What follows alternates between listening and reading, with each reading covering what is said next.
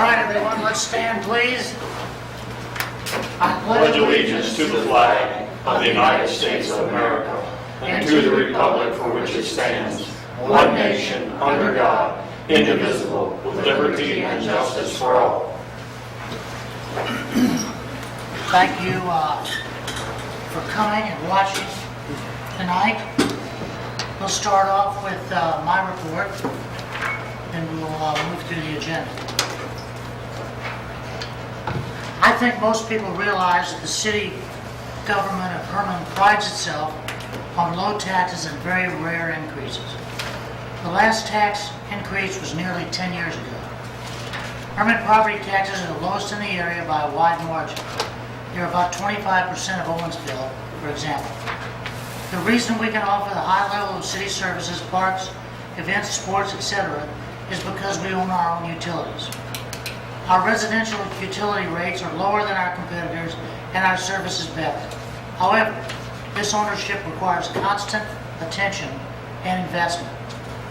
When my administration took over in 2016, most of our utility infrastructure had not been maintained and was in need of attention.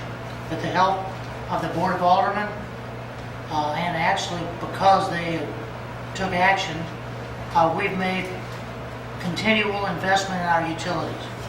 Each of our utilities will finish fiscal year 2017-2018 in the black for the first time that anyone can remember.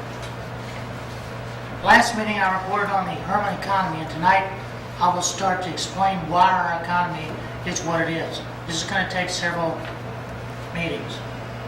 The first thing, the most visible but not largest segment is lodging, which is comprised of bed and breakfasts and guest houses. Bed and breakfasts can only rent 4 rooms or less at a time, and guest houses can rent 5 to 9 rooms. Bed and breakfasts can be located in any zone, including R1, single family, but guest houses cannot be in R1. They can be in R2, 2 family, R3 multifamily, C1 general commercial, C2 highway commercial, and U unclassified. At present, we have 48 bed and breakfasts and 58 guest houses, plus 5 hotels for a total of 111 lodging establishments. Each of these lodges pays both city sales tax, 2%, the total is 8.1, but the city only gets 2%, and lodging tax of 3%. Both taxes are computed on the gross amount billed, not the net. If a room is rented by Airbnb, for example, for $150, then Airbnb deducts their fee and the state sales tax and sends a check to the lodging owner for the balance. Sales tax and lodging tax are calculated on the $150, not the balance paid to the owner. Sales tax is sent to the state of Missouri, and they in turn keep their portion and return 2% to Herman. Lodging tax is paid directly to the city, and it is 3% of the gross, not the balance. Lodging sales in Herman are about $6 million per year, so we will get about $120,000 of spendable sales tax and $180,000 of lodging tax that must be used to promote Herman tourism and nothing else. When I took over as your mayor, we had about 75 lodging establishments, most of which were B&Bs. We have had a 48% increase. Most of the increases in guest houses. B&Bs require that the owner live there as a primary residence and is there when the property is rented. All they can do is rent rooms and provide breakfast if they want. Guest houses can have 9 rooms, rented rooms, and there's no requirement for it to be a primary residence of the owner. The owner does not even need to be there when it is rented. Like B&Bs, all they can do is rent rooms and provide an optional breakfast. In both cases, there are no limits on how many people can stay in each room, and there is no one on site at a guest house to supervise the renters or manage the property. This is probably an oversight. A whole house guest house rental could have 10 or 15 or even more people staying there for the same price, and the owner is not there to supervise and manage. While a bed and breakfast usually has only 2 per room, the owner is there to supervise and manage. The per person rental at a B&B can be $75 per night, as an example, and at a guest house $35 per night, as an example. Lodging tax collections have not kept up with new lodging establishments, and the shift to more guest houses is putting even more competitive pressure on B&Bs. Some B&Bs are complaining about unfair competition from guest houses. Lodging rentals make up about 6.7% of the total goods and services generated in Herman's economy. U.S. Supreme Court clears the way for local governments to collect sales tax from online retailers, or use tax, I should say. Thursday, June 21st, I attended the MML's Finance and Taxation Committee meeting in Columbia. As we began our meeting, a very significant ruling was passed down from the U.S. Supreme Court. On June 21st, the U.S. Supreme Court ruled 5-4 in the South Dakota versus Wayfair case to strike down the court's 1992 physical presence standard set forth in that case, in the case of Quill Corporation versus South Dakota. The Quill ruling exempted any out-of-state internet and catalog retailers from collecting sales and local sales tax or use tax. The Missouri Department of Revenue is currently examining the Supreme Court ruling to determine if state legislative action is needed to implement the ruling. It is very likely that the Missouri General Assembly will need to act before the state and municipalities will see any additional revenue. Our MML committee will distribute the Department of Revenue's report on the implementation as soon as it's received. The ruling opens the door for expanded collections. However, under current law, Missouri municipalities will still need to approve a use tax to see any revenue increase from the decision. This ruling is a two-edged sword. It levels the playing field for Herman businesses to compete against internet businesses in other states because the out-of-state businesses will now have to collect and remit use tax, which is equal to an amount to sales tax, which, as I say, is an alternate to sales tax. The bad news is that you will no longer be able to purchase products online and avoid taxes on the purchase. Herman has a few merchants that sell items and ship them to other states. If those states have passed a use tax, then taxes will have to be remitted to those states. This could be cumbersome, so it is envisioned that the Missouri Department of Revenue will follow South Dakota's example and allow an exemption for the first several hundred or several thousand transactions each year. Further details are going to be forthcoming. Utility reports for fiscal year 2017 and 18. This is through 11 months, so we're pretty sure that we're going to have that establishes a strong trend. The electric company has a surplus through May of $238,647.37. The gas utility has a surplus of $188,687.55. Gas wheeling of $61,634.53. The sewer department $66,050.55, and water $206,722.03. These balances will be rolled forward to provide surpluses and a safety net for next year's operating requirements. If there are any large and unusual expenditures or outages or anything that needs to be fixed, we'll have some money to fix them, and that's a good situation. The Caboose Project Committee has met several times, and Gary Liebman, the chairman of the committee, will make his report at this time. Gary, can you? Hello, I'm Gary Liebman. Been an owner of Herman Property for about 18 years, and I've become concerned about the fading appearance of the caboose. I have worn this shirt as a visual reminder, and in your photograph you can see that the red Lamborghini makes quite a contrast, but that contrast also exists with all the other businesses on Main Street, and we feel the caboose needs attention. So I established a committee, and our goal is to create a plan for renovation, establish a budget, and seek funding from various sources. Mr. Mayor, should I read the names of the members, or I is think it that's a part? good idea, yes. Yes? Please do. Tracy Brennan, and all of these people gave a report related to what you see here.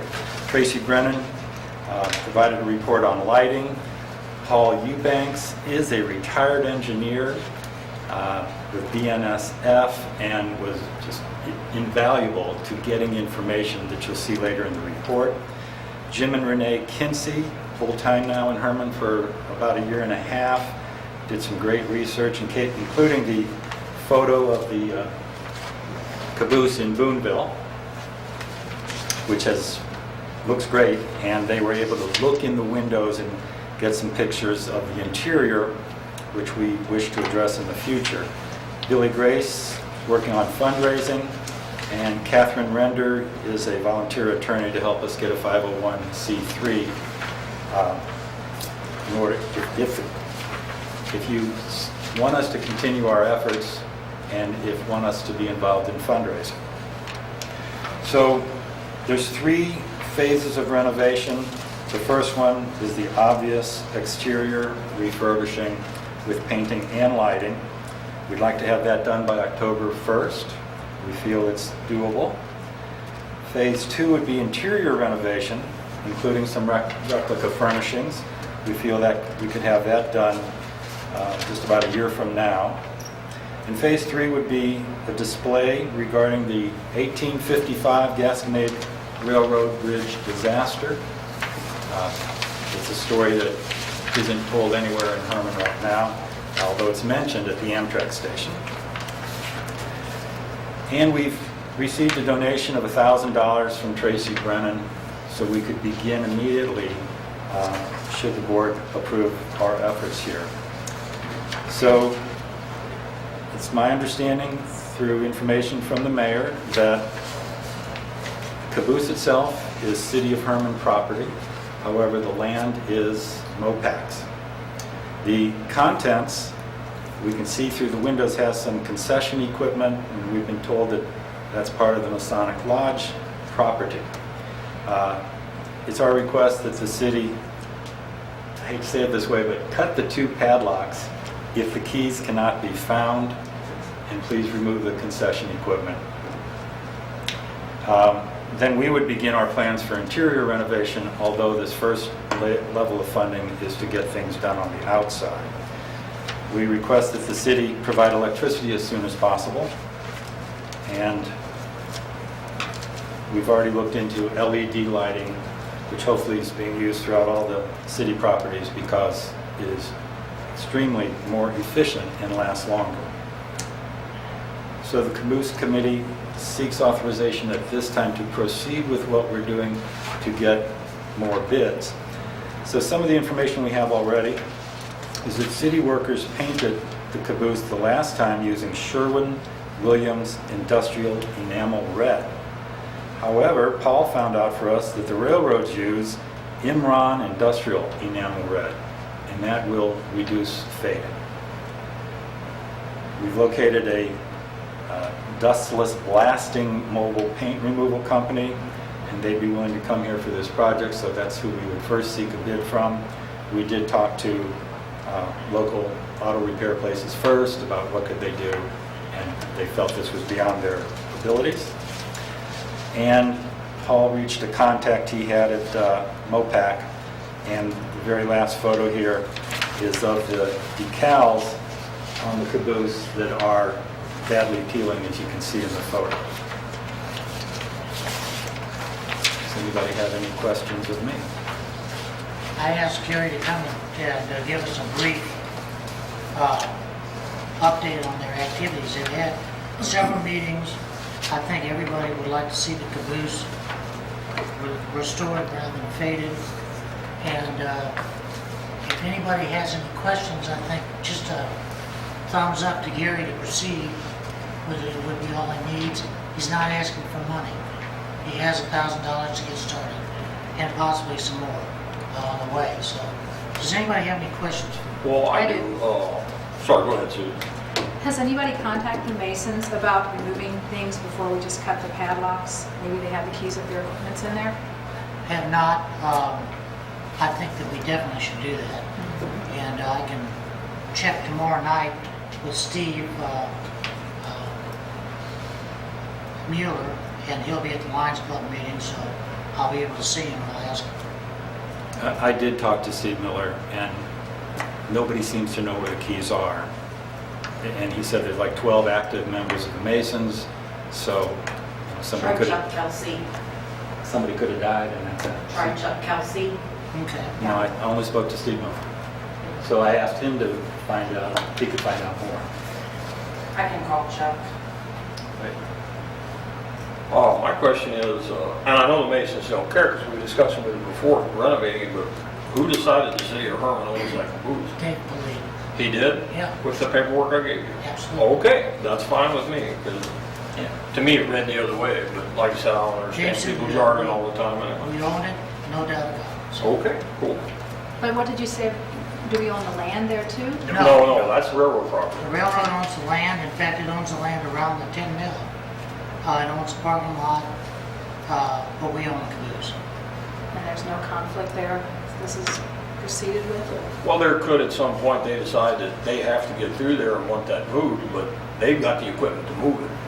We Right. don't. So if it comes down to an emergency and it's gotta be moved, they'll move it. So, but they've got other pathways, they can go right around behind it through that parking lot, and they Right. go around the other side of Tin That's- Mill. I that's can't all- see them doing that, so. That's all that they were insistent about, was that that pathway behind the tin mill be left open so they could access the rest of their yard down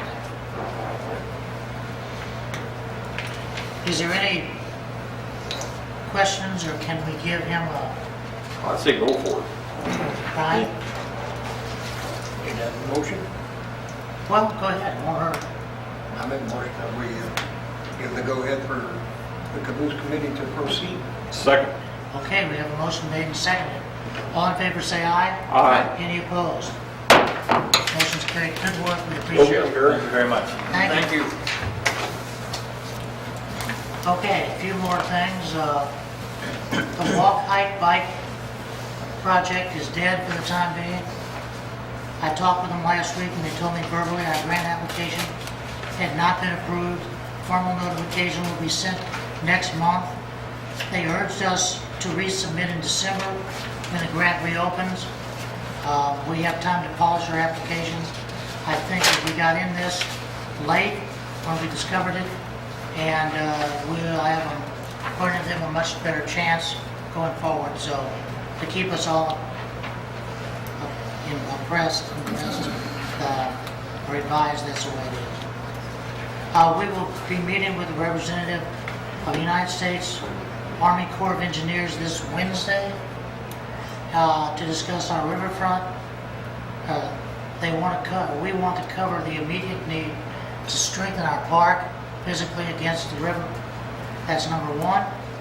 And protect the erosion that happens during flooding. And then we want to try to see how they can help us to develop our riverfront as a community asset for the people of Herman and our visitors. And lastly, the fiber optic project, a report is going to be given in a couple of phases. Alderman Chorley will talk about it later in the meeting. And I think that Mark may have some information. I think we're going to meet with USDA next week to cover the loan application, and Mr. Polita and I will teleconference with Central Electric attorneys next week as well. That's all I have. Mark? The mayor has directed me to report on some developments in the city's efforts to bring fiber optic service to the businesses and residents of Herman. Recently, I was forwarded an article with 3 topics dealing with broadband applications. First was the idea that new education initiatives are driving the need for fiber. This article dealt with topics of artificial intelligence and neuroscience. The city's need is far more basic at this point. Students in the R1 school district have trouble accessing any internet with enough speeds to work on assignments and to do research from home. And the local school district is a very strong proponent of high-speed internet for their students. The second and third articles dealt with funding for rural broadband. In March, the federal government appropriated $6 million for rural broadband. $600 million. Yep. But the money is tied up and the reorganization of the USDA. Right now, it looks like the funds will not be available until late summer. There is some good news, however, as the new administrator of the Rural Utility Service part of USDA is a gentleman from Missouri who was instrumental in providing gigabit services through the local electric co-ops. One of the changes that may be considered for grants would be that actual broadband speeds, not advertised speeds, would be used for determining if an area is eligible for funding. This particular determination would benefit the Herman area. And the city is continually looking at funding options, either with grants or low-interest USD loans. And we are using our regional planning commission as well as meeting with representatives from the USDA. Thank you. Do you have anything else on here? No. Brian, do you have anything to add? Yeah, oh yeah. That was, some of that stuff was I was planning to talk about too, with the USDA programs becoming available, and the speed requirements are changing like we've talked about before, and that makes us eligible for more grants and more ways to fund this project. So we're looking into all of that, like Mark just described. We're also meeting with Calbite over in Callaway County to see what they can offer us, and we'll be meeting with them. Mark has talked with them over the phone, I believe. We also have on our committee, Lee Pettyjohn has contacted Dave Sandel, who he's got a program in the St. Louis area called iNeighborhoods, and he helps communities plan out these fiber developments to enhance the future economic development and future possibilities for revenue generation for the community to help fund the infrastructure of the system. He's got 4 different areas of revenue generation, and he would like to meet with us about planning for those revenue streams, so that we can plan accordingly and not go down the wrong path, I guess, as far as leaving ourselves open for future technologies, like small cell technology and other Wi-Fi technologies. And then there will also be benefits to Herman to connect with the other iNeighborhoods in St. Louis area, to have our local resources and our local businesses connected with St. Louis area resources and businesses through the fiber network, where we can mutually benefit. Our area and their area can benefit from what we can offer each other in a lot better ways. I still haven't met with him about it. I was just taking this off of his website and different things. So we're going to be meeting with him later in July, when all of our schedules can match up. Also, Lee sent in a report about the benefits of having a fiber network, which some of which Mark already talked about, with the educational benefits, with more and more technology in the classroom.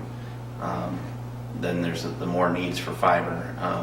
So not only with the kids at home, which is a big issue, but also advancing education in our school district needs a fiber connection. When you have virtual reality and artificial intelligence advancements and things in how teachers teach. And then also another point would be lowering costs for bigger users. For example, the hospital has a higher cost right now just because they need it, and there's only one company that provides it, and it's a high cost, so that would help us lower costs for the hospital as well. And then also lower costs for, or increased capacity for cell towers if they're not already connected to a fiber network. It should allow more cell phone usage in the area. When we have it now, gets clogged up and cell phones don't work and credit card machines take a minute or 2 minutes to run. The fiber network will help solve a lot of those issues for our community. And then it also goes to the bigger picture of quality of life.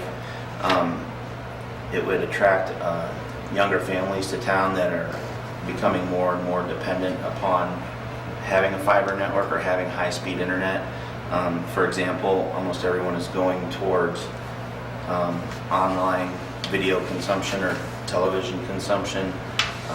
They're getting away from the traditional TV channel and going to Hulu and Netflix and Amazon and all these other places that provide television type entertainment. So all those things would be a benefit to having the fiber network, which we've been talking about for years, and we're trying to get past the hurdles, and we're coming upon those hurdles and getting over them. So we're to that point at least, which I'm very thankful for. And I don't know if Mayor, if you've had anything to add on the legal side of the. No, we're going to meet next week, or not meet, but teleconference with the attorneys and see if we can get that moving forward again. I did meet with Mr. Sandel last Wednesday night, a very introductory meeting, and explained his situation, what he thought he could offer us. And I told him that, I said, I thought we are just taking baby steps now, but any information he has is good information for us. So we're interested in any of that. And I'm hoping that we'll be at a point when we meet with the Department of Agriculture to have a clearer focus what they're going to offer, at least be in line to get information as quickly as possible. Possibly get some grants. If we can't do that, we'll proceed with their loan. I met with Representative Senator McCaskill last week, and we'll meet with Senator Blunt, and they both pledged their support on our initiative for fiber optic, and also their support with the Department of Agriculture. Should we put an application in for a loan? So it can't hurt. But the only downside with the Department of Ag is they're slow. There may be other ones we don't know about, but the one we know about is they're slow. So maybe we can build a little fire under them and get a little faster action. Anyway, is that your report? Anything else? Did you want me to report on this?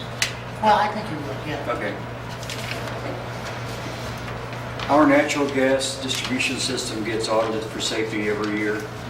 And then occasionally they look at our operations and maintenance plan. And they came and looked at it and made some recommendations. We have answered their recommendations, and they have okayed our proposal as written, with the consideration that the proposed timeline completion is implemented. So they found a few things with our own end that need to be updated. We answered their questions, and it seems satisfactory to them. Good. And you can Okay. keep that. Okay, if there isn't anything else, any other questions, we'll move to the ordinances. Since Mr. Khalid is not here tonight, I will read them the best I can. So ordinance number 2104, Bill 2018-17. This is a second reading. An ordinance providing for the budget for the city of Herman, Missouri for fiscal year 2018-19 and establishing a salary schedule for officers and employees of the city of Herman, Missouri for fiscal year 2018-19. I move to second it. Have a motion made and seconded. All in favor say aye. Aye. Opposed? Motion's carried. Just to make that quick correction, just people who are interested in the park budget, let me clarify that the park board is beginning the year with $122,000. The anticipated revenue for the year is $418,910 for a total anticipated available funds for the entire fiscal year of 18-19 is $540,910. They do anticipate spending the bulk of that, $535,404, and ending with $5,506. The confusion was in the starting balance. What the park board is starting with, not $500,000. They're starting the year with $122,000. I'd like to say that we were not confused. We knew all along how much it was. Trish knew to the penny. But there are some news sources that may have a wrong figure for somehow, I don't know how they got it, but Trish has been talking off and on with them for several days, and hopefully they've straightened it out. This process is a long, drawn-out affair. This is not a quick, thank you, we have a meeting and it's over with. This starts in March, February and March. And these two and all the department heads in the city get together at various times and places and meet. And the aldermen are involved in it to some extent too. And they decide what it is we need, how we're gonna pay for it, what we don't need. They handle the budget that way. And then it culminated this year in a workshop. And we met and had a workshop. That was in May, or April or May.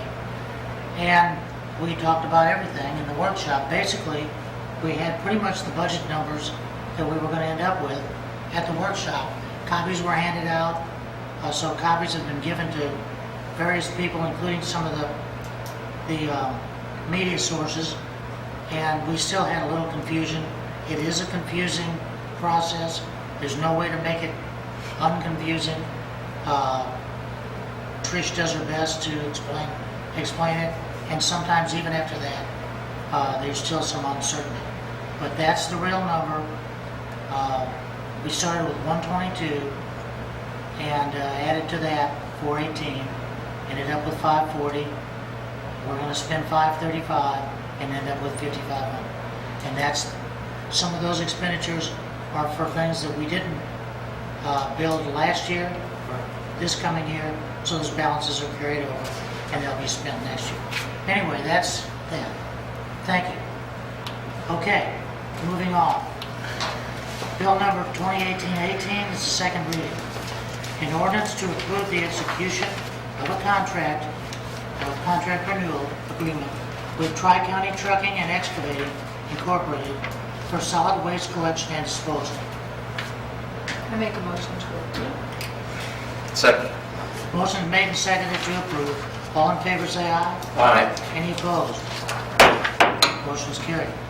Also, second reading, bill number 2018-19, an ordinance authorizing and directing the execution of a municipal services contract between the city of Herman, Missouri and Lee Regal. I move the second read. Motion is made and seconded. All in favor say aye. Aye. Any opposed? Motion is carried. These next two we'll read two times because we're getting near the end of, we're almost timed out. Bill number 2018-20, an ordinance to amend ordinance number 2066 regarding the budget for fiscal year 2017-18. This happens every year. This is something we do every year. Yes, this is just an adjustment to the revenues and the expenses to reflect the developments that occurred throughout the course of the year. And I know it looks like a lot, but the sum total of all of that means the good news is that we are deducting $487,147 from our expenses, meaning that we budgeted that money and didn't spend it. Primarily, that is attributed to large capital projects in the gas and wastewater fund. And you will see a corresponding resolution on the same agenda. And like Dave Fleet always tells us, it's a little caveat in the law that says you have to pass an ordinance to make the amendment, and then the resolution explains why. I move the first read. Motion made and seconded. All in favor say aye. Aye. Any opposed? Motion is carried. We're going to second read that. Yes, please. Bill 2018-20, an ordinance to amend ordinance number 2066 regarding the budget for fiscal year 2017 and 18. I'll move it second read. Second. Motion's made and seconded. All in favor say aye. Aye. Any opposed? Motion's carried.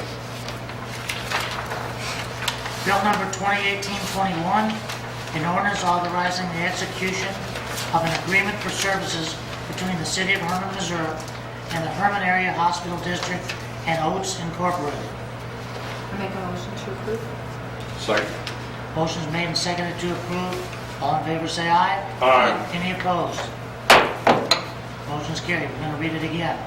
Bill number 2018-21, an ordinance authorizing the execution of an agreement for services between the City of Herman, Missouri and the Herman Area Hospital District and Oates Incorporated.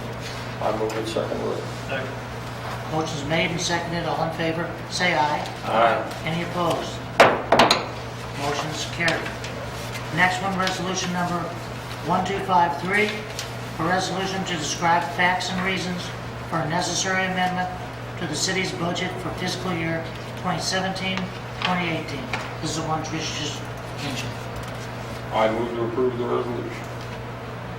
I'll second that. Motion's made and seconded. All in favor, say aye, please. Aye. Any opposed? Motion's carried. We'll move on to unfinished business. Is there any unfinished business?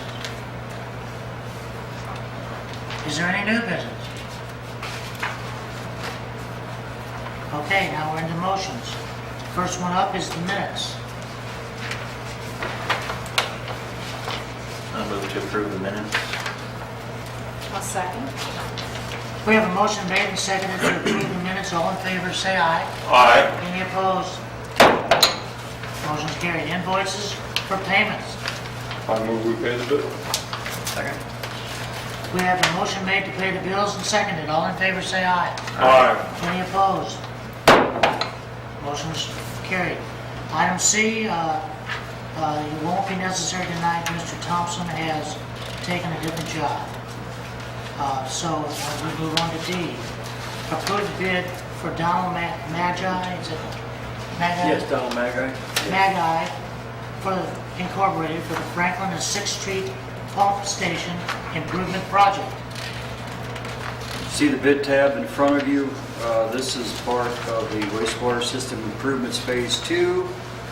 Lift station at Franklin Street is actually in the parking lot of Espresso Lane. Right now it's under the parking lot of Espresso Lane.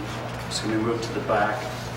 And the 6th and Gutenberg lift station is taking the place of the pipe that runs along the bridge. It's going to go under the creek instead of hanging on the bridge where it tends to hang things up and get busted. And it's all coming out of the wastewater bond money. Wastewater bond. Thank you. I'll make a motion to approve the recommendation. We have a motion made and seconded. All in favor, say aye. Aye. Any opposed? Motion's carried. Approved bid for Riverbank Apparel for soccer T-shirts and bid for modeling photos for soccer photos. I'll make a motion to approve. Second. We have a motion made and seconded. All in favor, say aye. Aye. Any opposed? I abstain. We have 3 and 4 and 1 abstention. All in favor, as we mentioned, and any opposed? Motion's carried. Liquor license renewals. Yes, these are just the annual renewals for the holders of current business licenses. They all have turned in the paperwork and have all paid on time. We do them all at once. Yes, please. I move to approve. Motion's made to approve, all and seconded. All in favor, say aye. Aye. Any opposed? Motion's carried. Caterers permit Adam Booker Winery Jazz Concert at the Showboat Theater, June 30, 2018. Second. Motion's made and seconded. All in favor, say aye. Aye. Any opposed? Can I mention something about that? Sure. It's Jacob Melcha, who is a trombonist, I believe, and is studied at Juilliard School of Music. So I think it's going to be fantastic. I'd like to be there, but I can't. But He's related to the locals, right? yes, vocals, yes. You're gonna have booze and jazz music in the theater. Cool, there you go. Okay. Clarifying that. Very good. Okay, item H, picnic liquor license, St. George Parish and School fundraising dinner, 128 West 4th Street, August 25, 2018. I move to approve. I'll second. Motion's made and seconded. All in favor, say aye. Aye. Any opposed? Motion's carried. Item I, appoint Karen McCray, Gina St. Vrain, and Jeff Ansel to the Arts Council. I'll make a motion to approve. Second. Motion's made and seconded. All in favor, say aye. Aye. Any opposed? Motion's carried. Special event application, Boy Scout Troop 116, food stand and first aid station for canoe racers, riverfront boat ramp, July 25 to 27, 2018. I make a motion to approve this event. Second. Motion's made and seconded. All in favor, say aye. Aye. Any opposed? Motion's carried. Special event application, Alpine Shop, Tour of Herman Gravel Challenge, Lower City Park, May 4 and 5, 2019. Motion approved. Second. Motion's made and seconded. All in favor, say aye. Aye. Any opposed? Motion's carried. We have one item in front of you from contract from Madden Media. And I think you can read it. Doesn't tell you much. Apparently it's an existing one, and this is just a new one. Well, but it doesn't have any results from the last contract. Yeah, I don't have any information. Yeah. Well, Before we spend another 12,000 with them, I would like to know what the results were of the prior contract. Why should we continue it? Is my question. Well, we can table it and That's what bring it I- up in 2 weeks with information about the Yeah, results. I mean, this is the first time I've seen it. I think the reason is because the contract actually starts July 1, but if do what you have to do, but yeah. It's a I renewal think that's that's the timing effective issue. July 1, but